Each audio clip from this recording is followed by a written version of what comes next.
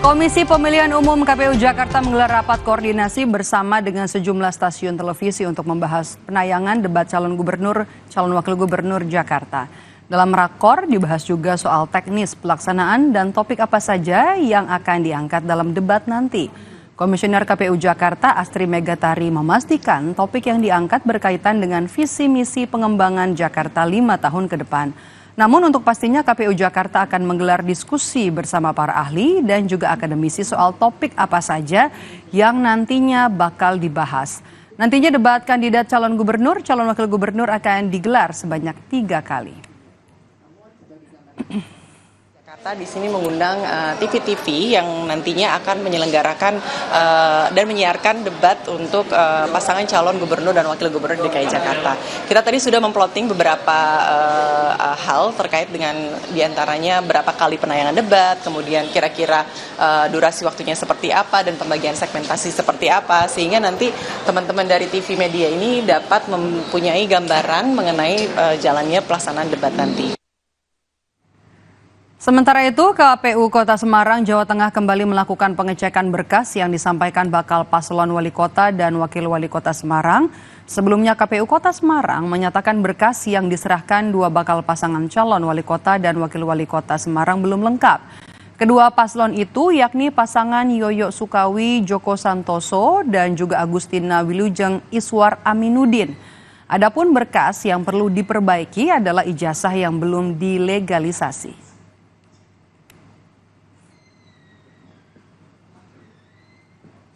Sementara itu verifikasi perbaikan dokumen bakal paslon wali kota dan juga wakil wali kota dilakukan oleh KPU Parepare, Sulawesi Selatan. KPU Parepare telah menerima berkas perbaikan dari 4 pasangan calon pada Senin 9 September kemarin. Selanjutnya KPU Parepare nantinya akan memeriksa kembali berkas yang telah diperbaiki oleh bakal paslon wali kota dan juga wakil wali kota Parepare.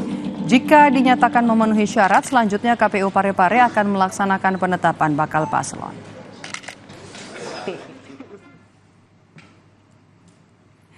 Dan saudara, setelah sukses mengawal proses pelaksanaan pemilihan presiden dan juga wakil presiden serta anggota legislatif 2024, Kompas TV yang tengah merayakan hari ulang tahun ke-13 kembali mengawal Pilkada Serentak 2024. Bagaimana kesiapan tim Kompas TV yang tersebar di berbagai penjuru tanah air? Kita akan bahas bersama dengan perwakilan Kepala Biro Kompas TV di Jawa Barat, ada Nugroho Iman Santosa, Kepala Biro Kompas TV Jawa Timur, ada Wahid Mukaidori, dan juga Kepala Biro Kompas TV Sulawesi Selatan, ada Maya Oktaria. Assalamualaikum, apa kabar Kang Nugi, Cak Wahid, dan juga Mbak Maya?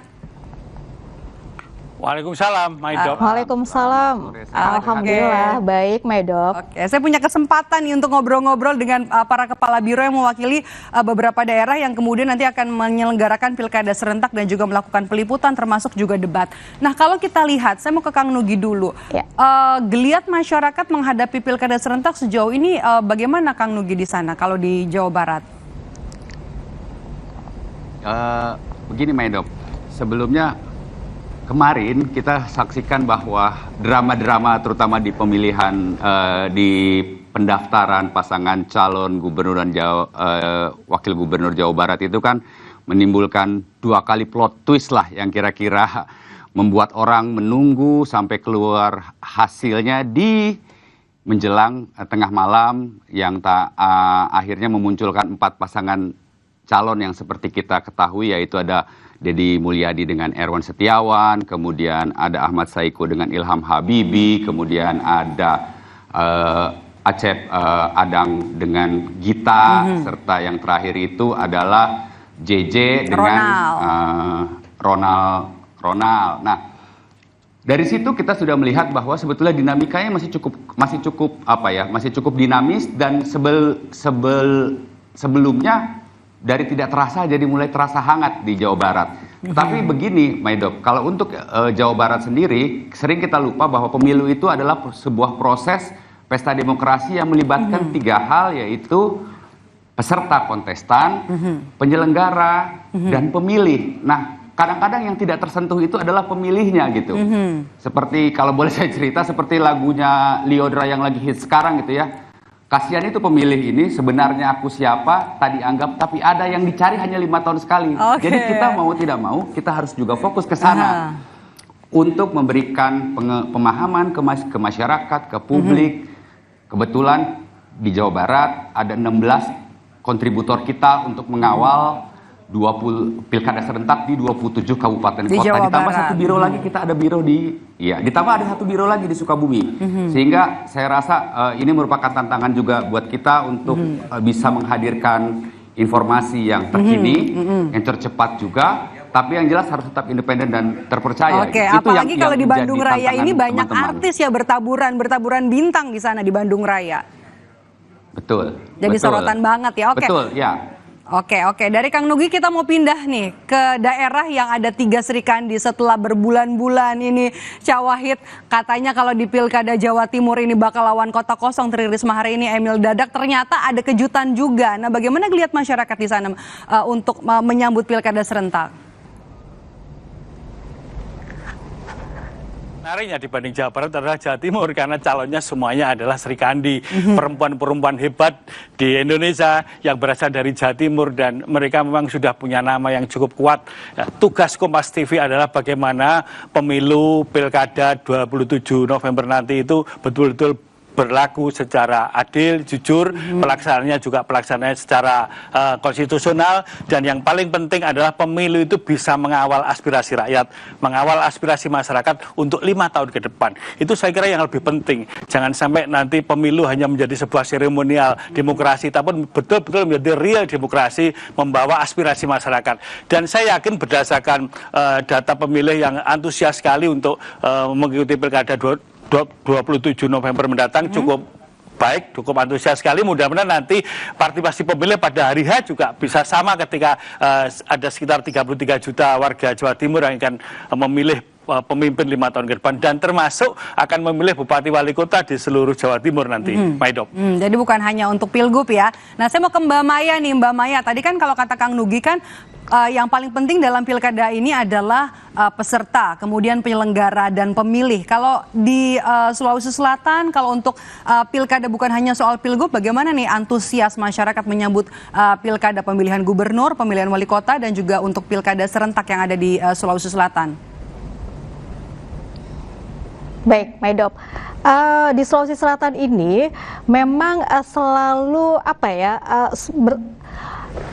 warganya ini sangat sukacita lah menyambut pemilihan kepala daerah mereka karena ya itu tadi mereka kan mau mencari pemimpin mereka ini siapa gitu kan yang akan mereka memimpin mereka untuk 5 tahun ke depan. Jadi kalau untuk dibilang antusias, sangat antusias, tapi juga ada kejutan-kejutan juga seperti yang terjadi di Jawa Timur misalnya tadi, bahwa yang tadinya ada rumor ada di pemilihan gubernur ada kota kosong, ternyata begitu beberapa hari menjelang pendaftaran tiba-tiba ada nama nih gitu kan, yang nama ini tentu saja juga dikenal oleh masyarakat luas gitu karena telah memimpin sebelumnya di Kota Makassar. Jadi cukup dinamis ya kalau di Makassar dan Sulawesi Selatan ya, karena yang tadinya dikatakan ada beberapa kota kosong tapi ternyata di menit-menit akhir, di last minute itu ada gitu kan, ada ternyata kandidat-kandidat yang muncul gitu mendaftar di KPU kabupaten, kota ataupun di provinsi kemarin. Seperti itu, Medok.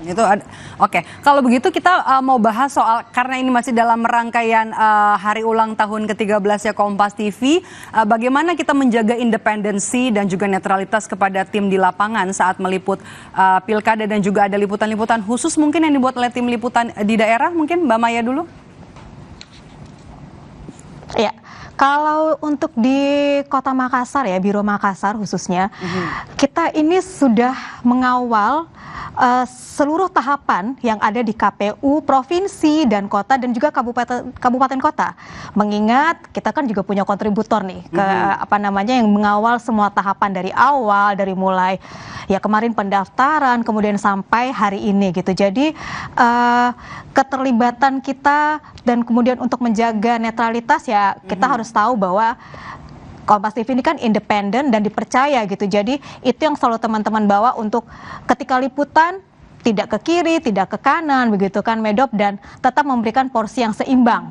Jadi untuk misalnya ada kandidat yang kebetulan kita wawancara, ya otomatis kita harus memberikan porsi yang sama juga dong. Kalau dibilang program khusus ada gitu, jadi ada talk show yang mulai kita lakukan gitu untuk mengundang para bakal calon ini yang kemarin sudah melakukan pendaftaran gitu kan, ketika misalnya nanti mereka memimpin seperti apa gitu loh, apa yang mereka mau ubah gitu, misalnya seperti di Makassar gitu, apa yang mereka mau bangun saat ini untuk 5 tahun ke depan, seperti itu Medok. Oke, dari Mbak Maya saya mau ke Cawahid. Cawahid ini kan cakupannya luas sebenarnya untuk pilkada yang ada di Jawa Timur. Bagaimana kemudian supaya bisa mengatur semua peliputan bisa diambil, bisa digarap, kemudian juga bisa ditayangkan, menjaga independensi kita, dan juga mungkin ada program-program khusus, liputan khusus nanti mungkin untuk bisa melihat langsung kegiatan mungkin dari peserta yang akan mengikuti pilkada? Ya Pak Idop, Kompas TV saya kira bukan yang pertama menjadi televisi yang mengawal pemilu, karena sudah beberapa kali dan terbukti Kompas TV adalah benar-benar independen karena tidak terafiliasi dengan partai politik manapun. Semua wilayah tentu tercover karena mereka juga punya hak untuk disiarkan, sekalipun kami juga punya hak untuk memverifikasi, mengkonfirmasi, kemudian juga meng-cross check data. Itulah bedanya adalah media baru, medsos, dengan media kita sebagai media mainstream yang tentu punya kaidah jurnalistik yang harus kita lindungi, sehingga informasi yang kita sampaikan kepada publik, kepada calon yang memang layak benar-benar bisa tayang itu sesuai dengan kaidah jurnalistik yang berimbang, yang cover both set, semua punya hak dan kesempatan yang sama untuk menjadi sebuah berada di ruang Kompas TV. Saya kira sebagai TV berita kita wajar punya program-program khusus, baik itu di tingkatan regional Jawa Timur maupun di pusat, apalagi televisi Kompas kita ini, Kompas TV ini adalah televisi jaringan yang tentu kita punya induk jaringan yang punya sistem yang harus sama dengan daerah-daerah yang lain untuk bagaimana betul-betul mengawal yang tadi sudah disampaikan oleh teman kita dari Jawa Barat, baik mengawal penyelenggaranya maupun partisipasi masyarakatnya, biar semuanya smooth menjadi sebuah demokrasi yang memang damai dan santai dan itu penuh makna. Semangatnya ada ya sejak pilkada serentak dari 2015 kemarin, Cawahid. Baik, saya mau ke Kang Nugi terakhir ini. Kalau kita lihat Jawa Barat ini kan banyak surprise-nya dari awal begitu ya, banyak kejutan-kejutannya, termasuk juga banyak bintang yang bertaburan di Bandung Raya. Bagaimana ini bisa mengatur tim liputan, kemudian juga beritanya kemudian semuanya bisa tercover dan juga menjaga independensi. Bagaimana, apa yang sudah dipersiapkan kepada tim nanti yang akan bekerja di lapangan? Iya, Maidop. Di tengah banyaknya bintang, artinya banyak selebritas yang maju di pilkada, baik itu di tingkat provinsi ataupun kabupaten kota, kita punya beberapa hal yang memang kita lakukan beberapa kali, dan bukan hanya di pilkada serentak ini, di pilkada 5 tahun yang lalu pun demikian. Kita ada tim yang memang mengawal ke masing-masing pasangan calon, melihat aktivitasnya, kemudian memberitakan, menuliskan narasi dan mengambil gambar untuk kemudian kita kompilasi, kemudian kita lihat bahwa posisi masing-masing ada di mana dan sebagainya. Dan beruntung juga kita punya rumah pilkada karena semua aktivitas itu bisa tertampung juga di rumah pilkada. Terkhusus juga kepada penyelenggara pemilu yaitu KPU Jawa Barat dan mungkin kabupaten kota, kita di daerah atau di Bandung Raya, kita meminta para penyelenggara pilkada itu juga untuk hadir, untuk bisa menjelaskan tahapan, untuk bisa menjelaskan mekanisme, untuk bisa menjelaskan apa saja yang dikerjakan penyelenggara pemilu untuk menghadapi 27 November 2024 lah nanti ketika masyarakat akan melaksanakan pesta demokrasi di pilkada serentak ini. Artinya kita berusaha sebisa mungkin, semampu kita untuk terus mengabarkan, untuk terus memberitakan, untuk terus menginformasikan semua rangkaian kegiatan yang melibatkan tiga pihak tadi. Ada penyelenggara, ada peserta atau kontestan, dan pemilih yang terpenting, agar mereka tidak memilih kucing di dalam karung di tanggal 27 November nanti, Maidop. Oke, semangatnya masih sama, terutama di sekarang ya, di peringatan hari ulang tahun ke-13 Kompas TV, dan juga kita sudah mulai mendekati gelaran Pilkada serentak pada 27 November nanti. Semangat untuk tim yang ada di lapangan, bekerja sesuai dengan hati nurani, kemudian juga tetap menjaga independensi karena kita Kompas TV independen terpercaya. Terima kasih Kang Nugi sudah bergabung bersama kami dari Bandung, dan sebelumnya ada Cak Wahid dari Surabaya, Jawa Timur, dan juga ada Mbak Maya dari Makassar, Sulawesi Selatan. Sehat selalu, Ya. para senior. Terima kasih, Maido. Usai jeda, saudara, kami kembali dengan informasi dari rapat terakhir bersama Komisi 11 DPR. Menteri Keuangan Sri Mulyani mengucapkan terima kasih kepada para anggota Dewan. Sri Mulyani menyebut tidak ada goodbye, yang ada farewell. Apa maknanya? Kami hadirkan informasinya usai jeda di Rumah Pilkada.